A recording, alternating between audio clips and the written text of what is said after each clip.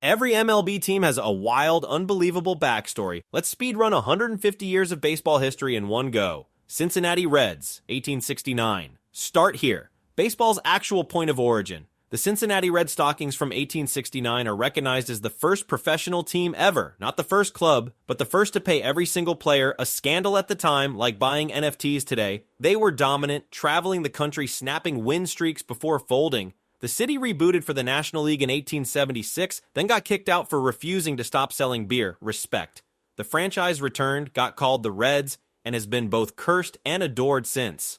Highlights: the Big Red Machine absolutely demolished the 70s Rose, Bench, Morgan, and Perez. 1990, a wire-to-wire World Series. The rest of the years? Joey Votto dragging AAA squads through unending mediocrity. They love chili on spaghetti, which tells you everything about their pain tolerance. Modern Reds fans, still waiting for another parade. Time moves slow in the Queen City.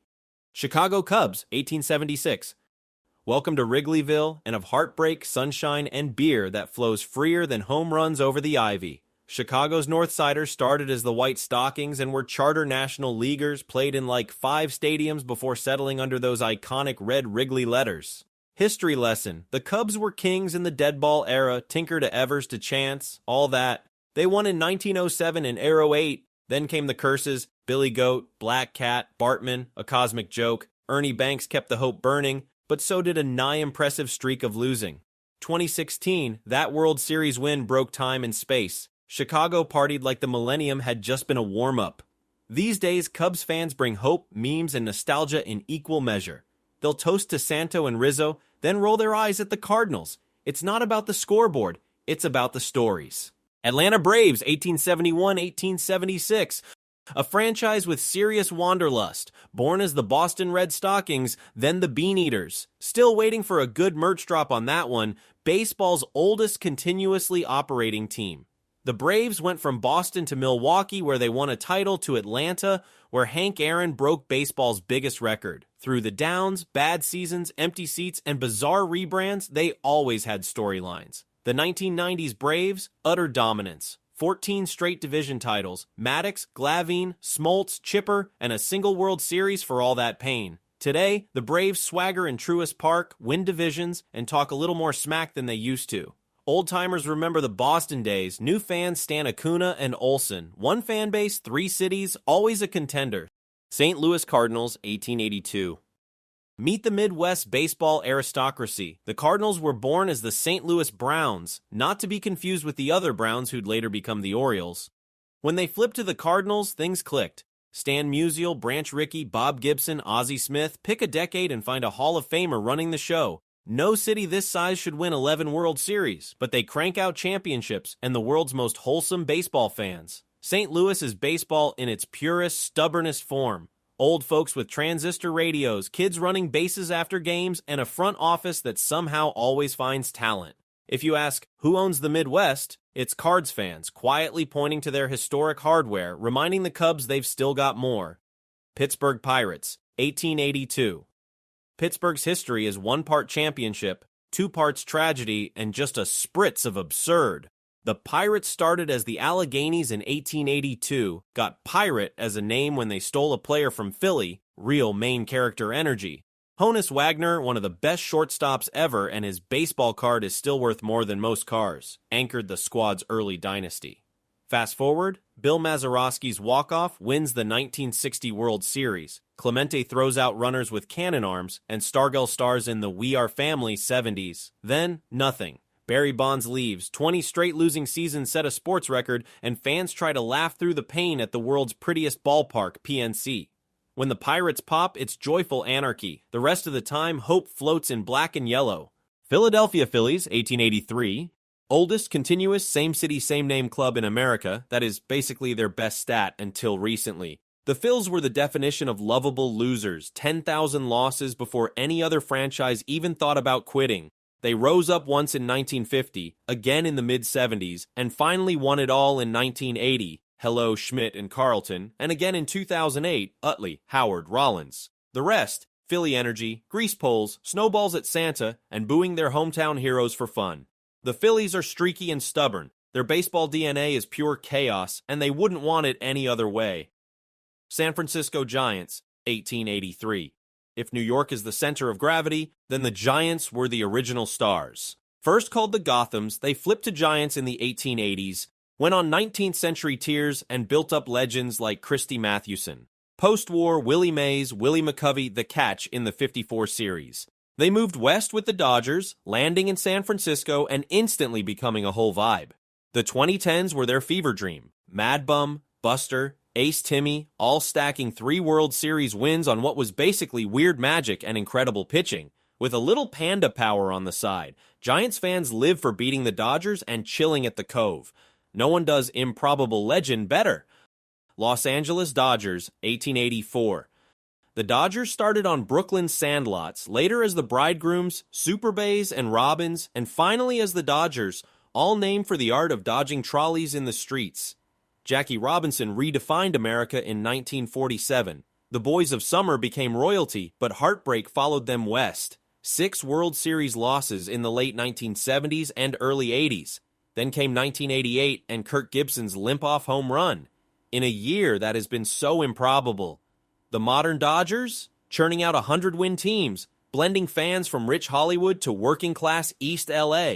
The true key to Dodger Blue: survive the traffic, survive the haters, and there's always next year. Except for 2020, when next year finally paid off. Baltimore Orioles, 1901. The city's original team is now the Yankees, but these O's started as the Milwaukee Brewers for one grim year, became the St. Louis Browns for decades of losing, and finally flew into Baltimore. They clicked in the 60s, starring Brooks Robinson, the human vacuum cleaner, at third. Frank Robinson led them. Earl Weaver kicked dirt at umpires. Cal Ripken set the Ironman record in the 80s and 90s over 20,600 consecutive games. Baltimore has style, but lulls between greatness are common. The tale of the O's is beautiful stadiums, underdog fire, and the haunting shadow of their former greats. Every 20 years or so, Camden Yards bursts with hope again. Boston Red Sox, 1901. If any franchise is entirely shaped by myth, it's the Red Sox. They won 5 titles by 1918, then sold Babe Ruth to the Yankees for essentially beer money. Since then, the curse of the Bambino, Bucky Dent, Bill Buckner, endless suffering, and unceasing faith. But heartbreak pays off. In 2004, the impossible comeback against the Yankees, down 0-3 in the ALCS, erased 86 years of pain and unleashed 4 World Series wins in 15 years. Fenway Park, baseball's church. Sweet Caroline, sun splashed over the monster, and Boston accents yelling for more. If you're not from Boston, you're not quite sure if you love them or hate them. New York Yankees, 1903. You cannot tell MLB's history without the Yankees. The Highlanders came to town in 1903, then became the Yankees in 1913. From Ruth to Jeter, 27 World Series titles, multiple dynasties, legendary heartbreaks and drama that feeds sports media year-round. Mantle, DiMaggio, Gehrig, you know the roll call. Yankee fans expect everything, demand more, and treat rings more as birthrights than achievements. Love them, hate them, the Yankees run baseball circus and have the rings to prove it. Detroit Tigers, 1901. Original American Leaguers. Started with Ty Cobb, full of fire, spikes-up attitude, and an endless supply of feuds. In the 30s, Greenberg and Gehringer led the way. 68 was the year of the pitcher, and Denny McLain won 31 games, something no one's touched since. 84 brought Sparky Anderson and Alan Trammell. Post-2000s, Verlander and Cabrera led deep October runs, wrapped around countless rebuilds and a few pitchers who shall not be named. Detroit still packs Comerica, braves miserable weather, and hopes to see another title. Motor City is baseball's blue-collar poetic soul. Chicago White Sox, 1901. Among all American League teams, only the White Sox are defined by scandal. In 1919, 8 players threw the World Series, a literal black mark that made Shoeless Joe a tragic legend. Otherwise, the South Side was quiet but tough, winning in 59, then waiting nearly 50 years for more. Enter 2005, Ozzie Guillen, 4 postseason sweeps, and a parade that made the wait taste even sweeter. Today, Sox fans are gritty, skeptical of ownership, and fill the stands when there's a reason, ready to risk heartbreak again. Cleveland Guardians, 1901. Only a couple name changes, from the Blues to the Naps, best name honestly, to the Indians, and now Guardians. The early glory? 48 world champs, Bob Feller dealing heat, and Larry Doby breaking barriers. The rest, starring in heartbreaking World Series losses. The 90s squad, Lofton, Bell, Ramirez, Tome, and Vizquel, was loaded but snake-bit. 2016's Game 7 loss to the Cubs might be the most crushing ever. Every year feels like a rebuild or a miracle run. Still, Guardians fans keep hope as pure as Chief Wahoo's smile. Minnesota Twins, 1901. They lived as the Washington Senators for 6 mostly disastrous decades. First in war, first in peace, last in the American League. They finally became the Twins after relocating to Minnesota in 1961, taking a Hall of Famer, Harmon Killebrew, with them. Championships followed. 1965 came close. 1987 and 1991 came through. Kirby Puckett owned those moments, making game-saving catches and walk-off homers. Modern Twins, quietly competitive but snake-bitten in the postseason, one playoff win in nearly 2 decades. Still, the fans packed Target Field, dreaming of glory and shivering through April nights. Oakland Athletics, 1901. A's fans are nomads. Philadelphia for 50 years, won 5 World Series. Kansas City for 13, won 0. And then finally, Oakland in 1968. 3-peat champs in the 70s with Raleigh Fingers, Reggie Jackson, and Catfish Hunter. The Bash Brothers took PEDs and whacked home runs, while Billy Beane revolutionized baseball with Moneyball. The modern A's story, cheap owners, empty stadiums, and die-hard fans fighting for their team's very existence, even as they just lost the team to Las Vegas. Bleacher creatures, green and gold, and the weirdest traditions in the game. Washington Nationals, 1969. The Nats are baseball's witness protection program, started as the Montreal Expos, Jerry Park, oddball history, and a legacy of legends. Carter, Dawson, Vlad Sr., Pedro, who mostly left ASAP. In Montreal, they suffered heartbreak. 94 strike killed their one real shot. Then were uprooted to D.C. in 2005. There they were moribund until Strasburg, Harper, and Scherzer arrived. In 2019, everything clicked. They forged a proto-dynasty and stunned the Astros in Game 7. Nothing's ever normal for the Nats, but at least D.C. finally had a champion. Houston Astros, 1962. Born as the Colt 45s, rebranded as Astros when the Astrodome brought baseball's first indoor circus. They cycled through tepid lineups and rainbow uniforms before the 80s first tasted postseason ball. The Biggie Bagwell era nearly hit the mountaintop in 2005, swept by the White Sox. But real change came with a tank and rebuild so deep, they reprogrammed the sport. The result? 100 lost seasons, analytics, a sign-stealing scandal, many ALCS runs, and 2 legit, debatable banners. Now, the Astros are baseball's lovable villains, and Minute Maid is September's loudest venue. New York Mets, 1962. The Mets exist to break brains and hearts. The original lovable losers lost 120 games in 1962, the most ever. Only 7 years later, they shocked the world. The Miracle Mets win it all in '69. In '86, a ground ball through Bill Buckner's legs preserved New York's other cathedral of euphoria. Since then, Bobby Valentine and the fake mustache, Piazza's post-9/11 home run, 2000's Subway Series loss, 2015's honorable run. Every Mets highlight feels like a fever dream. There are always moments from greatness or disaster, and fans wouldn't want it otherwise. Los Angeles Angels, 1961, born as a Dodger shadow. As if to prove they're the other LA team, they spun through rebrands, California Angels, Anaheim Angels, Los Angeles Angels of Anaheim, and back. Their one moment? 2002's Rally Monkey season. But they got Trout and Ohtani and managed not one playoff win with either. Astronomical missed opportunities. Stadium Sun legends like Vlad Sr. most days are filled with what-ifs and baffling front office moves. Angels fans claim West Coast weird, but deep down, they just want a playoff run. Texas Rangers, 1961. A rebooted Washington Senators franchise fled D.C. for Texas in 1972, becoming the Rangers and heating up the baseball hotbed in Arlington. Early years, all Nolan Ryan, all punch-outs, some brawls. The late 90s brought sluggerism, Juan Gonzalez, Rafael Palmeiro, franchise stars in the age of offense. Then, a Cinderella team reached back-to-back World Series in 2010 and 2011, losing in a cinematic heartbreak. But finally, it all paid off in 2023, World Series win, riotous energy, and redemption. Rangers fans survived hell for this. They aren't letting go soon. Toronto Blue Jays, 1977. Baseball north of the border. Started with tiny crowds in a frozen football stadium, but soon Blue Jay fever hit Toronto. The team improved in the 80s with stars like George Bell and Dave Stieb, but the 92 and 93 World Series wins changed everything. Joe Carter's walk-off is still the city's defining sports moment. After the 94 strike, it all froze again. But let Bautista flip his bat and Vlad Jr. rip homers, and Canada goes wild. The Blue Jays own the nation like no other team can. Seattle Mariners, 1977. Seattle baseball was a joke, multiple failed teams, a stadium that broke after 1 year, and a curse so deep it felt viral. That ended with Griffey Jr., A-Rod, Edgar, and Randy Johnson. The late 90s were must-watch. But despite 116 wins in 2001, record still unmatched, they never got close to a World Series. Longest playoff drought in North American sports. But when they finally broke through in 2022, the city lost its mind. Being a Mariners fan means loving stars, losing legends, and dreaming that next year finally happens.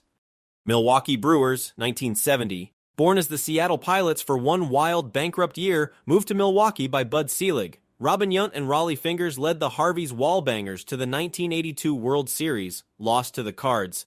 Then the franchise drifted for years. Changing to the National League in the 1990s brought new rivalries, then Ryan Braun drama, a taste of Yelich MVP magic, and endless tailgates. Brewers fans just want that elusive first title. Every playoff run feels like destiny.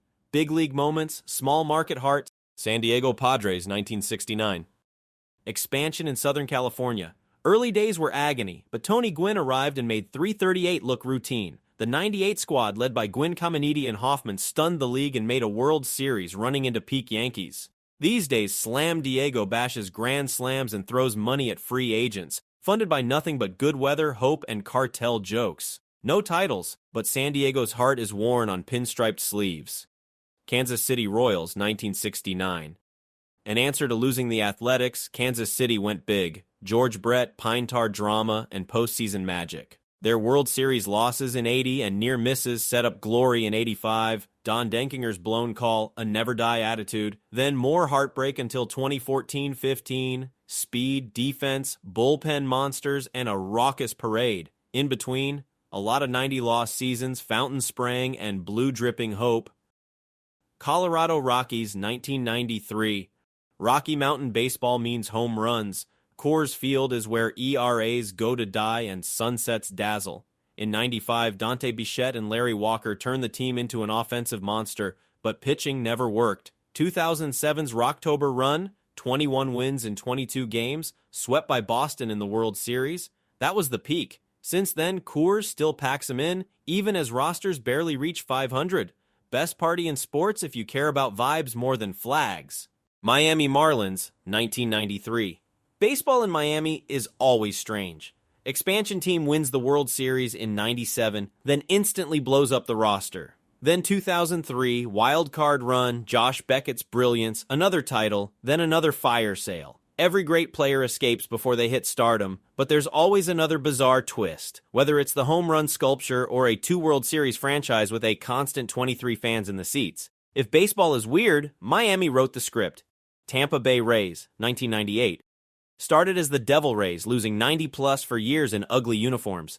Then a front office brain trust made Tampa a baseball science project, openers, roster churn, and a habit of breaking stars. 2008, surprise World Series run. Then yearly playoff threats built on shoestrings and algorithm-driven guts. Still, no titles, a stadium that's pure chaos, and a fan base that's perpetually salty but damn proud. The Rays keep wrecking baseball's status quo, one strange, successful season after another. The Arizona Diamondbacks, 1998. Based in Phoenix, Arizona, were established as an expansion franchise in 1998. They made a rapid ascent in the league, achieving remarkable success by winning the National League West Division in just their second season, 1999. In 2001, only their 4th year of existence, the Diamondbacks captured their first World Series title by defeating the New York Yankees in a dramatic 7-game series, thanks in large part to the dominant pitching duo of Randy Johnson and Curt Schilling. Since then, the team has experienced fluctuating success, with intermittent playoff appearances including division titles in 2007 and 2011. Known for their distinctive uniforms and passionate fan base, the Diamondbacks play their home games at Chase Field, which features a retractable roof and a swimming pool in the outfield. Like, subscribe, and comment on your favorite team's craziest moment. Let us know which squad's history you want an in-depth video on next and join our baseball-loving community.